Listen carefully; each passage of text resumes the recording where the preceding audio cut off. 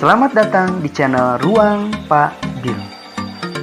Dalam channel ini, kita akan menemukan ulasan-ulasan mengenai fenomena-fenomena geografi yang terjadi di sekitar kita. Semoga bisa membantu menambah wawasan ataupun membantu memudahkan tugas-tugas kita di sekolah.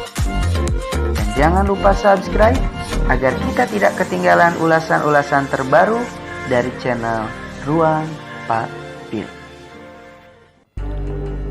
Penting bagi kita untuk memahami konsep dasar dari sebuah ilmu, agar kita dapat lebih jeli dalam memahami apa yang membedakan antara studi ilmu yang satu dengan studi ilmu yang lainnya. Seperti geografi misalnya. Berdasarkan hasil seminar lokakarya IGI pada tahun 1988 di Semarang, dikatakan bahwa geografi adalah ilmu pengetahuan yang mempelajari perbedaan dan persamaan fenomena geosfer dengan sudut pandang kelingkungan dan kewilayahan dalam konteks keruangan. Dari definisi tersebut, dapat kita ketahui apa dan bagaimana geografi bekerja sebagai sebuah ilmu. Fenomena geosfer yang meliputi litosfer, hidrosfer, atmosfer, biosfer, dan antroposfer merupakan objek material geografi yang masih bersifat umum dan luas, yang kemudian dapat melahirkan studi ilmu khusus yang mengkaji masing-masing dari objek kajian geografi tersebut, seperti geologi, oseanografi, astronomi, biologi, dan antropologi. Akan tetapi, hadirnya sudut pandang yang berbeda sebagaimana yang tercantum dalam definisi yang dikemukakan oleh IGI tersebut membuat geografi dapat berdiri sendiri sebagai sebuah ilmu yang berbeda dengan studi ilmu khusus tersebut. Nah, perbedaan sudut pandang ini dapat kita cermati diantaranya melalui 10 konsep dasar geografi berikut ini.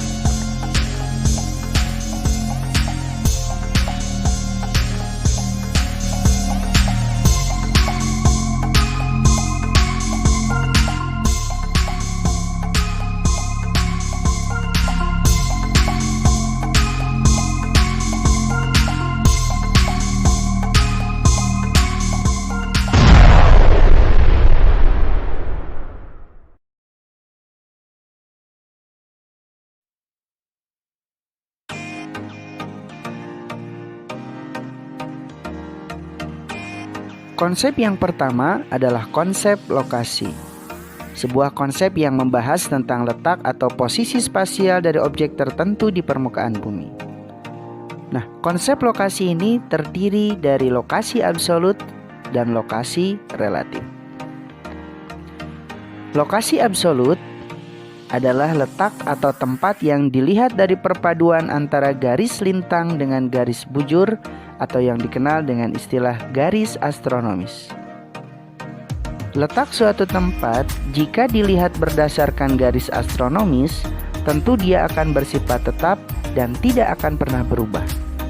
Sebagai contoh, letak astronomis Indonesia sejak dulu sampai sekarang tidak berubah, tetap berada di 6 derajat lintang utara sampai 11 derajat lintang selatan dan 95 derajat bujur timur sampai 141 derajat bujur timur.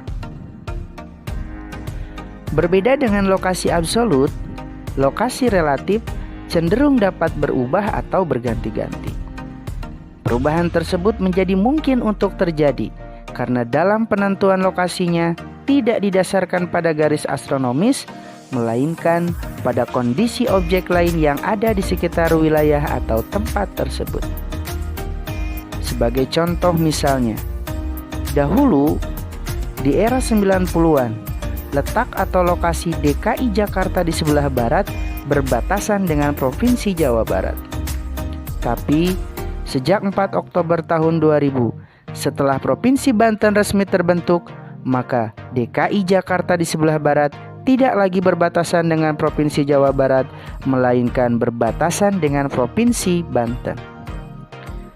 Perubahan wilayah perbatasan di sebelah barat DKI Jakarta ini menunjukkan betapa relatifnya lokasi DKI Jakarta apabila dihubungkan dengan objek-objek lain yang ada di sekitarnya.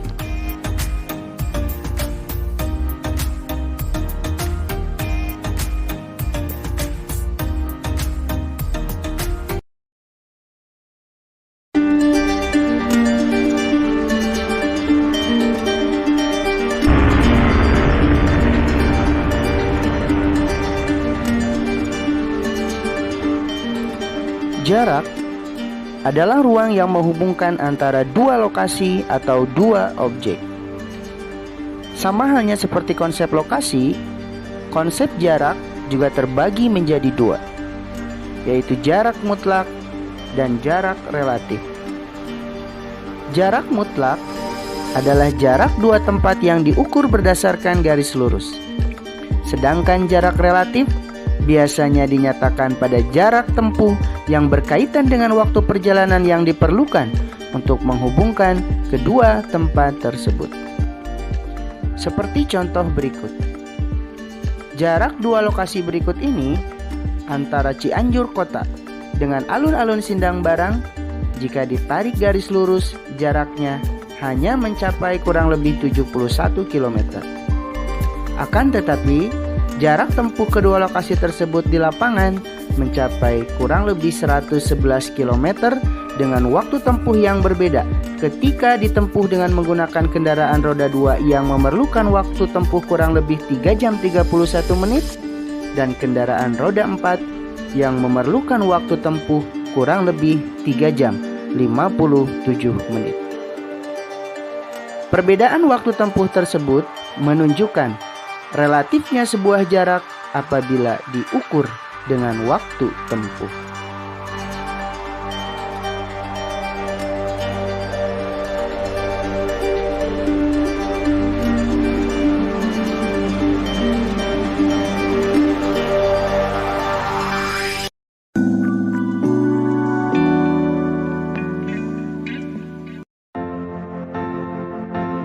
Konsep yang ketiga dari 10 konsep dasar geografi adalah konsep morfologi. Morfologi menggambarkan perwujudan daratan di muka bumi yang merupakan hasil dari proses alami yang bekerja, baik dari dalam atau yang dikenal dengan tenaga endogen yang memiliki sifat membangun, maupun dari luar atau yang dikenal dengan tenaga eksogen yang bersifat merusak. Kolaborasi dari keduanya menghasilkan berbagai bentukan di muka bumi, seperti pegunungan, perbukitan, dataran tinggi, dataran rendah, lembah, pulau-pulau, dan lain sebagainya. Keberagaman muka bumi tersebut memberi banyak pengaruh terhadap aktivitas manusia di muka bumi. Jalanan yang lurus di wilayah dataran rendah dengan jalanan yang berkelok-kelok di wilayah pegunungan, perbukitan atau dataran tinggi menunjukkan derajat pengaruh bentuk muka bumi terhadap aktivitas manusia.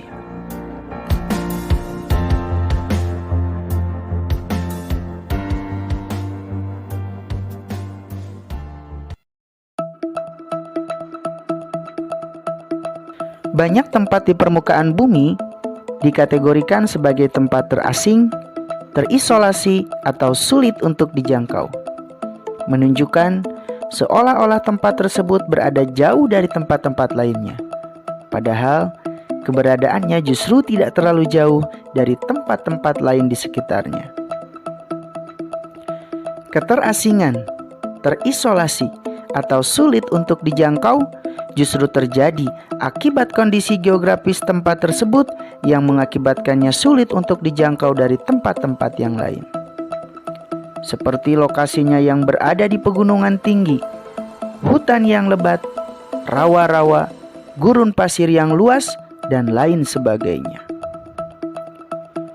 Kondisi tersebut menunjukkan bahwa keterjangkauan atau accessibility tidak selalu berkaitan dengan jarak, tetapi berhubungan dengan kemudahan dalam mengakses jarak.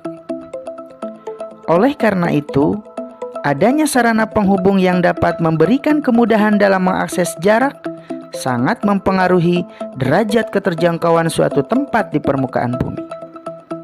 Itulah konsep dasar geografi yang keempat, sebuah konsep yang disebut konsep keterjangkauan.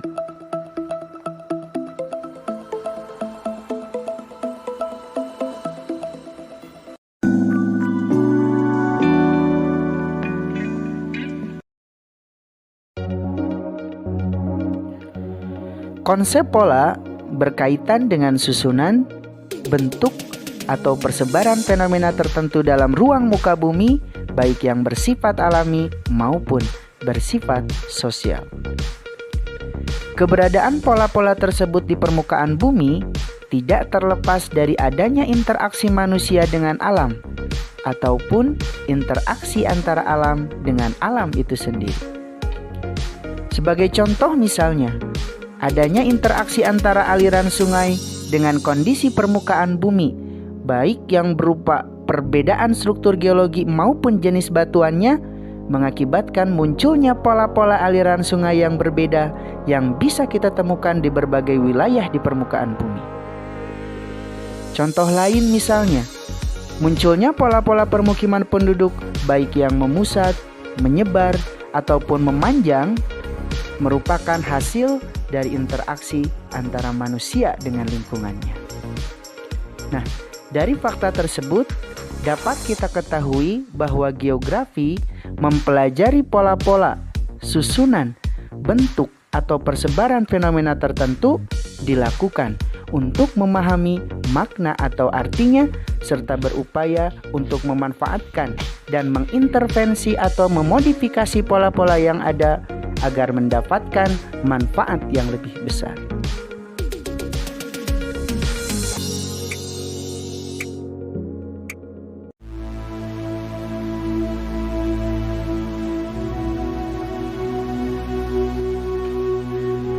Aglomerasi merupakan kecenderungan persebaran yang bersifat mengelompok pada suatu wilayah yang relatif sempit dengan alasan adanya kondisi yang saling menguntungkan. Baik keuntungan yang berkaitan dengan adanya kesejenisan, kesamaan, atau keseragaman, maupun keuntungan dari adanya faktor-faktor umum yang memang menguntungkan. Aglomerasi industri misalnya. Istilah aglomerasi industri merupakan sebuah bentuk pemusatan kegiatan industri di suatu kawasan tertentu dengan tujuan agar pengelolaannya dapat lebih optimal.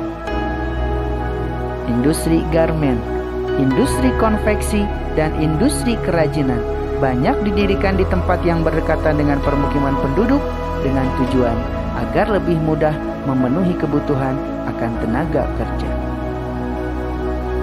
Dan bentuk aglomerasi atau pengelompokan lainnya dapat kita temukan pada pengelompokan hunian atau permukiman penduduk.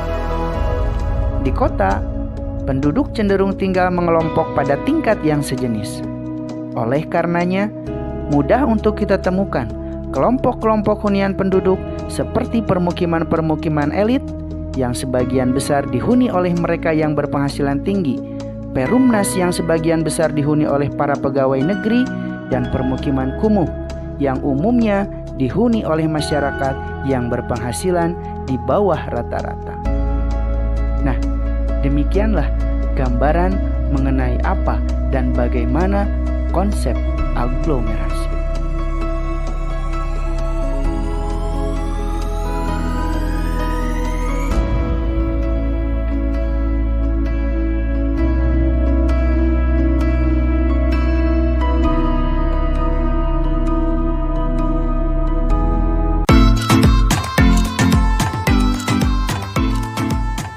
Nilai kegunaan dari suatu objek, fenomena, atau sumber-sumber tertentu di muka bumi sangatlah bersifat relatif.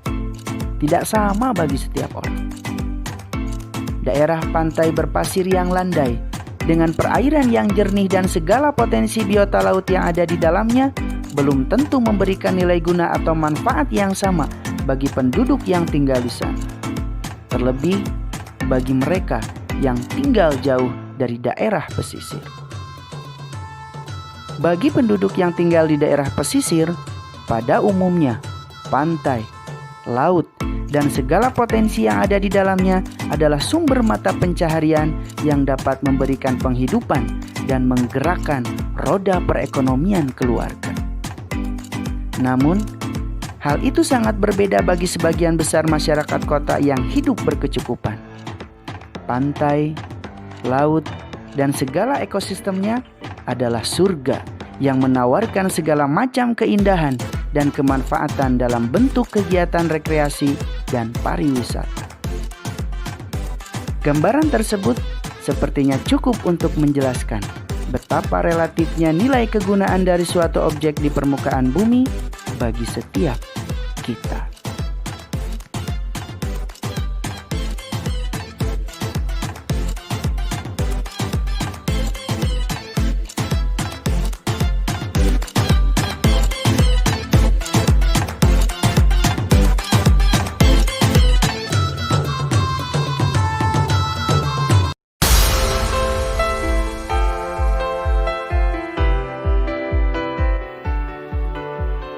Interaksi merupakan peristiwa yang saling mempengaruhi antara satu objek dengan objek yang lain atau satu wilayah dengan wilayah yang lain. Setiap wilayah mengembangkan potensi, sumber, dan kebutuhan yang tidak selalu sama dengan apa yang ada di wilayah lain.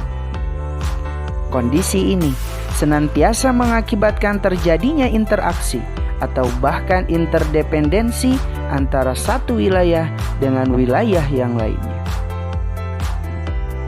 Gambaran semacam ini dapat kita lihat dari interaksi yang melibatkan wilayah pedesaan dengan wilayah perkotaan. Wilayah pedesaan dengan segala pengaruh kondisi geografisnya mampu menghasilkan beragam produk-produk pertanian. Sementara itu, wilayah perkotaan dengan segala kemajuan teknologinya menghasilkan beragam produk industri maupun jasa. Fakta semacam inilah yang mendorong terjadinya interaksi antara wilayah pedesaan dengan wilayah perkotaan. Bahkan lebih daripada itu, interdependensi atau adanya kondisi yang saling membutuhkan melekat pada interaksi di antara keduanya. Hasil pertanian adalah apa yang dibutuhkan oleh wilayah perkotaan yang tidak mampu mereka penuhi secara mandiri akibat keterbatasan potensi geografisnya. Sementara itu, hasil industri, teknologi, maupun beragam jenis jasa adalah apa yang tidak ditemukan atau minim ditemukan di wilayah pedesaan, namun memiliki derajat yang sama sebagai sebuah kebutuhan bagi masyarakat di wilayah pedesaan. Nah, itulah gambaran yang menunjukkan sebuah bentuk interaksi dan interdependensi dari sebuah konsep geografi.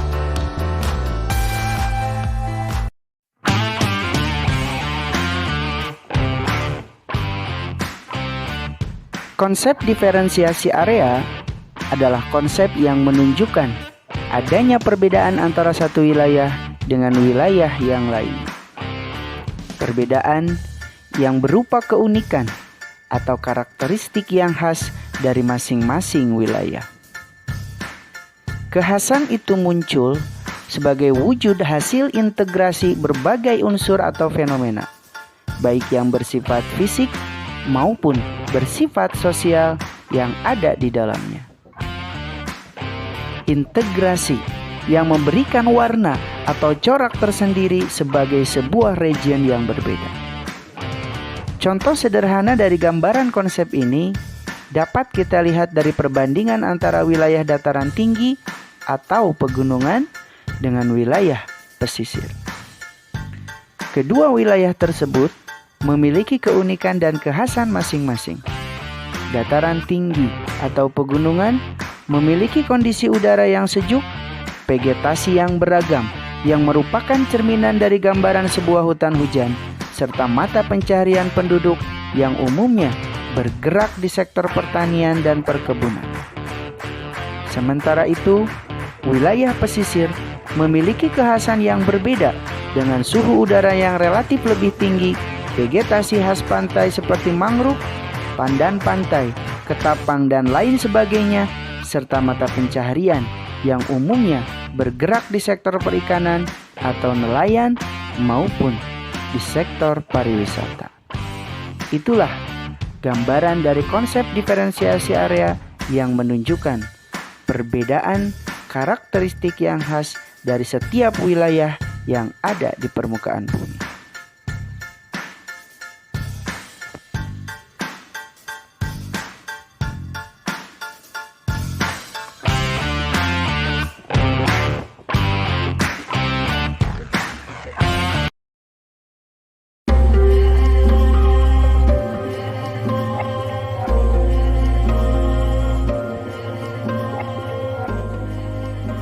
Konsep terakhir dari 10 konsep dasar geografi adalah konsep keterkaitan keruangan. Konsep keterkaitan keruangan atau asosiasi keruangan menunjukkan derajat keterkaitan persebaran suatu fenomena dengan fenomena yang lain, baik yang menyangkut fenomena alam maupun fenomena sosial. Keterkaitan tersebut bukan berupa bentuk yang bersifat ketergantungan atau kondisi yang saling membutuhkan, akan tetapi merupakan sebuah bentuk hubungan kausalitas atau hubungan sebab akibat. Sebagai contoh misalnya, pada musim kemarau, banyak pihak di Sumatera dan Kalimantan yang melakukan pembakaran ladang, lahan gambut, atau hutan rakyat untuk diubah menjadi lahan perkebunan atau sekedar membersihkan semak-semak. Akibatnya, terjadi kabut asap yang menyebar ke berbagai wilayah sehingga mengganggu aktivitas penerbangan, kesehatan, hingga aktivitas pendidikan. Bahkan, kabut asap itu menyebar hingga ke negara tetangga. Singapura, Malaysia mengalami kerugian yang cukup besar akibat lumpuhnya aktivitas penerbangan dan aktivitas penduduknya di berbagai sektor. Hal ini menunjukkan bahwa fenomena geografis boleh jadi tidak berdiri sendiri, akan tetapi ada keterkaitan keruangan dengan daerah lainnya. Nah, itulah 10 konsep dasar geografi yang dapat membuka cakrawala kita, melihat perbedaan geografi, melihat karakteristik geografi, dan jati diri geografi sebagai sebuah studi ilmu yang berbeda dengan studi ilmu yang lain.